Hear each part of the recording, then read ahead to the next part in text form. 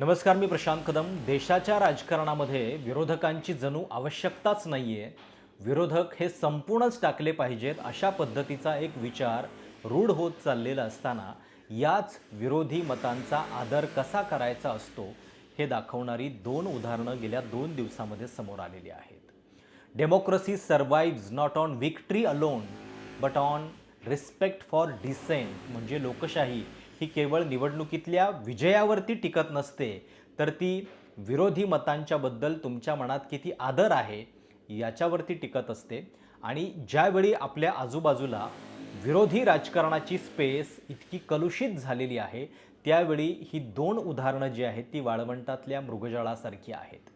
याची चर्चा तुम्हाला फारशी मेनस्ट्रीम मीडियामध्ये होणार नाही, याच्या बातम्या आवर्जून छापल्या जाणार नाहीत, पण या दोन घटना इतक्या सुंदर आहेत, आपले राजकारणातले संस्कार दाखवणाऱ्या आहेत की त्या तुमच्यापर्यंत पोहोचल्याच पाहिजेत.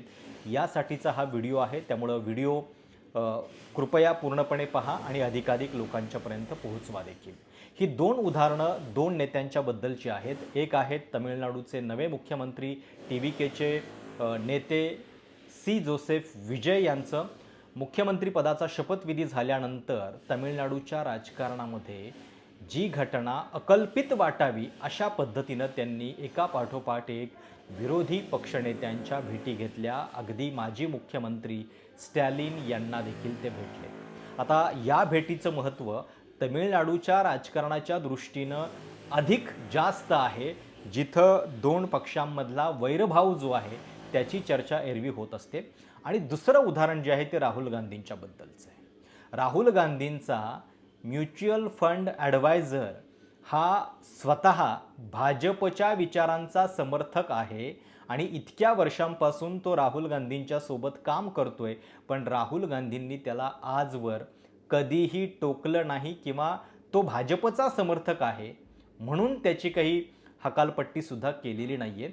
आणि आज इतक्या वर्षांनी स्वतः या म्युच्युअल फंड ॲडवायझरनं ही अतिशय सुंदर आठवण आणि अनुभव राहुल गांधींच्या एकूण वागणुकीचा सोशल मीडियावरती शेअर केला. आणि तो आवर्जून वाचण्यासारखा आहे, ज्याच्यातून तुम्हाला कळेल की ज्या राहुल गांधींना पप्पू पप्पू म्हणून हिनवलं, त्यांची सतत बदनामी करण्याचं कारस्थान भाजप करत असतं, प्रत्यक्षात त्यांच्याबद्दल भाजपच्या विचारांचा पुरस्कर्ता असलेला एक व्यक्ती काय म्हणतो आणि त्याच्यातून भाजप आणि काँग्रेस, मोदी आणि राहुल गांधी यांच्यामधला फरक किती उठून दिसतो हे तुम्हाला लक्षात येईल. आता हे म्युच्युअल फंड ॲडवायझर राहुल गांधींचे कोण आहेत, तर त्यांचं नाव आहे मुथुकृष्णन, मुथुके असं त्यांचं नाव आहे. ट्विटरवरती ते प्रचंड लोकप्रिय आणि ॲक्टिव्ह आहेत त्यांच्या पॉलिटिकल कमेंट्सबद्दल. म्हणजे जवळपास 584K इतके त्यांचे फॉलोअर्स आहेत. आणि आजवर जी गोष्ट त्यांनी सांगितलेली नव्हती ती त्यांनी परवा सांगितली. ते काय म्हणतायत? Not going to share any personal details, just want to highlight how perception is different from reality. म्हणजे कधीकधी परसेप्शन जे बनवलं जातं ते प्रत्यक्षापेक्षा किती वेगळं असतं हे कुठल्याही एका राजकीय पक्षाला समर्थन किंवा एखाद्या राजकीय नेत्याचं समर्थन नाही आहे, पण जशा या घटना मला दिसलेल्या आहेत तशा पद्धतीनं मांडण्याचा प्रयत्न आहे. In 2013 my client who was professionally working for Rahul Gandhi suggested my name to him to handle his mutual fund investments. 2013मध्ये ज्यावेळी UPAचं सरकार होतं त्यावेळी या मुथुकृष्णन यांच्या एका क्लायंटनं त्यांचं नाव राहुल गांधींना सजेस्ट केलं इक्विटी त्यांच्या इन्व्हेस्टमेंट हँडल करण्यासाठी. आणि तेव्हापासून from 2030 when UPA was in power to till date when Vijay was sworn in with Congress support, Rahul continues to be my client for mutual fund investment. म्हणजे तेव्हापासून आजतापर्यंत ते राहुल गांधी हे यांचा सल्ला घेतात. We have exchanged many mails and has spoken over phone lot of times and as you are aware. आता इथून पुढं खरी गोष्ट सुरू होते जी राजकीयदृष्ट्या किती महत्त्वाची आहे हे तुमच्या लक्षात येईल. हे मुथुकृष्णन सांगतायत, ॲज यू आर अवेअर, तुम्हा सगळ्यांना माहिती आहे की मी कट्टर मोदी समर्थक आहे 2014 पासून ते 2024च्या लोकसभा निवडणुकीपर्यंत, पण आजतागायत एकदाही राहुल किंवा त्यांच्या स्टाफपैकी कुणी माझ्यासमोर याच्याबद्दल कधी तक्रार केलेली नाही आहे किंवा तो साधा विषय देखील काढलेला नाही आहे. म्हणजे ते पुढं असं लिहित आहेत, I believe my tweets are regularly seen by his staff. मी सोशल माध्यमांच्यावरती ज्या कमेंट करतो ते हे लोकसुद्धा पाहत असणार आहेत. त्यांनाही माहिती आहे मी भाजपचा समर्थक आहे, पण तरीसुद्धा त्यांनी क्लिअरली डिफरन्शिएट केलं माझ्या प्रोफेशनल सर्व्हिसमध्ये आणि माझ्या पॉलिटिकल बिलीफ्समध्ये. माझी राजकीय विचारसरणी आणि माझं प्रोफेशनल काम याच्यामधला फरक त्यांनी शेवटपर्यंत कायम ठेवला. And in every single conversation I have with Rahul, he addresses me with respect and never behaved in haughty manner. कधीच माझ्याशी ते अनादरानं बोललेले नाही आहेत. Despite knowing my BJP support, he took my input few years ago for choosing a key professional. म्हणजे ही अजून पुढची गोष्ट आहे. त्यांना भाजप समर्थक आहेत म्हणून त्यांनी कधी रोखलं नाही, विचारलं नाही, टोकलं नाही, पण त्याच्या पुढं जाऊन ते अशा विचारांचे समर्थक असताना सुद्धा दक्षिणेमध्ये एका व्यक्तीची नेमणूक करायची होती पदाधिकाऱ्याची, तेव्हा त्यांनी राहुल गांधींनी यांचा सल्ला पण घेतलेला होता असं ते स्वतः सांगतायत. पुढं असं म्हणतायत ते, सध्याची परिस्थिती बघता, this post may lead to Rahul terminating our professional relationship, that's okay. म्हणजे कदाचित ही पोस्ट मी केल्यामुळं राहुल गांधींना आवडणार नाही, माझी सर्व्हिस ते थांबवतील, पण तेही मला चालेल कारण प्रत्येक गोष्ट शेवटी संपत असते.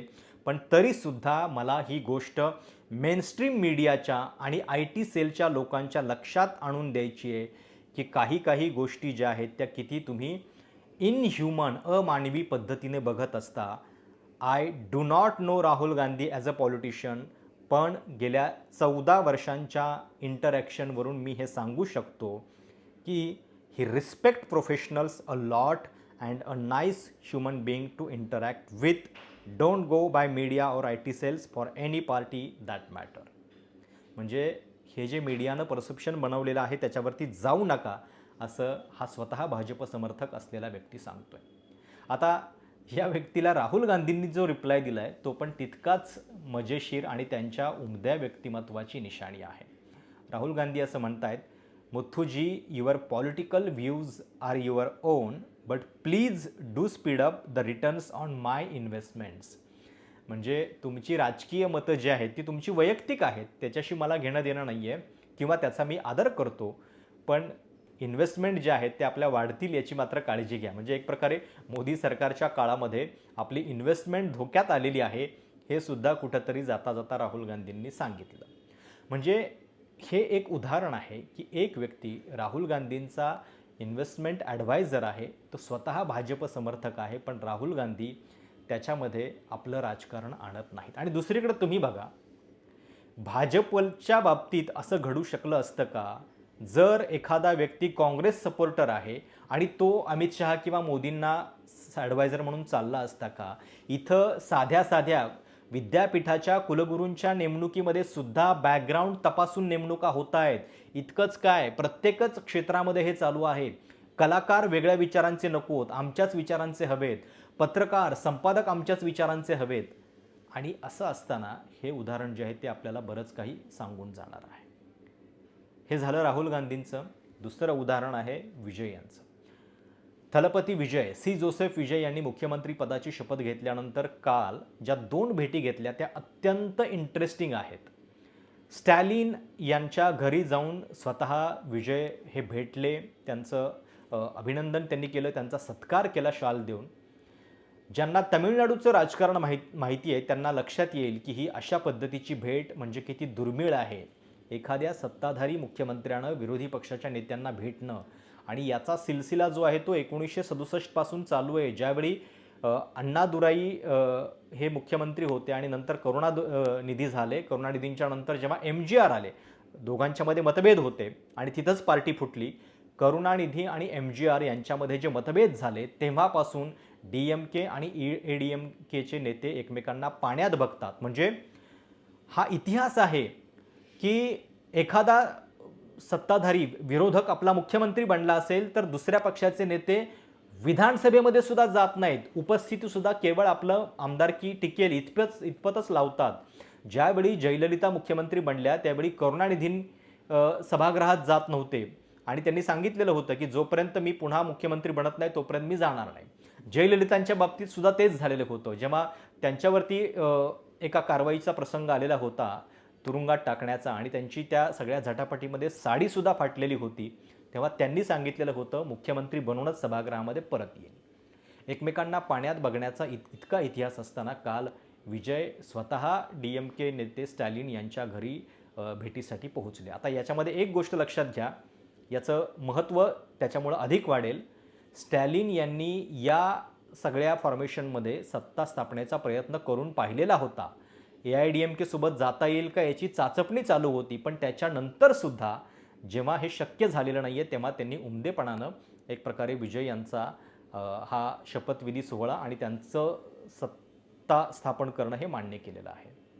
दुसरी गोष्ट लक्षात घ्या की काँग्रेस वगळता ज्या लोकांनी विजय यांना पाठिंबा दिलेला आहे, मग त्याच्यामध्ये डावे पक्ष असतील, त्याच्यानंतर एक छोटा पक्ष CVK, त्याच्यानंतर IUML, हे सगळे पक्ष विजय यांना पाठिंबा देण्याच्या आधी स्टॅलिन यांचा आशीर्वाद घेऊन त्यांचा होकार घेऊन तिकडे गेलेले आहेत.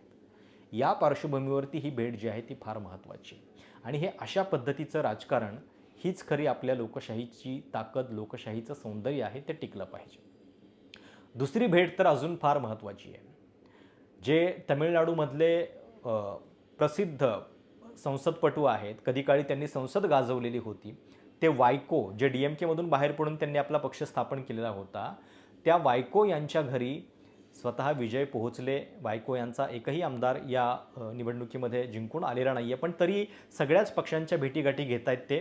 जेव्हा ते वायकोंच्या घरी गेले तेव्हा वायको यांच्या घरातल्या सगळ्यांनी त्यांच्यासोबत अर्थातच फोटो सेशन केलं आणि त्याचवेळी वायकोंनी आपल्या घरात काम करणाऱ्या मोलकर्णींना पण बोलावून घेतलं, त्यांची विजय यांच्याशी ओळख करून दिली आणि सांगितलं की हे तुमचे मतदार आहेत, त्यांनी तुमच्या निवडणूक चिन्हाला म्हणजे शिट्टीला मतदान केलेलं आहे असं सांगितलं आणि त्याच्यानंतर एकच हशा त्या ठिकाणी पिकला. गोष्ट अजून पुढं आहे. ज्यावेळी या मोलकर्णींनी विजय यांना प्रत्यक्ष पाहिलं तेव्हा त्या भारावून गेल्या. त्यांना काय करावं हे सुचेनासं झालं आणि एकीनं त्यातल्या आनंदानं त्यांची दृष्ट काढली बोटं मोडून. विजय यांनी कसं रिॲक्ट केलं बघा. विजय यांनी सुद्धा लगेचच त्या मोलकर्णीची सुद्धा स्वतः दृष्ट काढली. अनेकदा लोकांना आपली स्तुती किंवा आपला आदर कसा स्वीकारावा हे कळत नाही, पण विजय यांचे पाय इतक्या जमिनीवरती होते की त्यांनी स्वतः मोलकर्णीची पण दृष्ट लगेच काढली. हे दृश्य जे आहे ते तामिळनाडूच्या राजकारणामध्ये आपल्याला काहीतरी आशा दाखवणार आहे. विरोधकांचा सन्मान कसा करायचा असतो हे दाखवणार आहे. म्हणजे वायकोंना सुद्धा हे सांगताना काही वाटलं नाही की या मोलकर्णींनी आमच्या घरातल्या आमच्या पक्षाला नाही आहे, तुम्हाला मतदान केलेलं आहे. ही गोष्ट किती मजेशीर आहे आणि या निमित्तानं राहुल गांधी आणि विजय यांची ही दोन उदाहरणं, दोघेही युवा नेते आहेत, त्या निमित्तानं राजकारणामध्ये असा ट्रेंड जो आहे तो किती वाढला पाहिजे हे आपल्या लक्षात येईल. त्यामुळं या दोन उदाहरणांची चर्चा अधिकाधिक व्हावी, ही दोन उदाहरणं तुमच्यापर्यंत नीटपणे पोहोचावीत यासाठीचा हा प्रयत्न होता. तुम्हाला याबद्दल नेमकं काय वाटतं आणि याच्यासोबत भाजपचं जे सध्याचं राजकारण आहे ते बघता हा फरक तुम्हाला किती मोलाचा वाटतो याचा विचार करा. त्याच्याबद्दल कमेंट्स देखील करा. तुर्तास आपण इथं थांबूयात. धन्यवाद.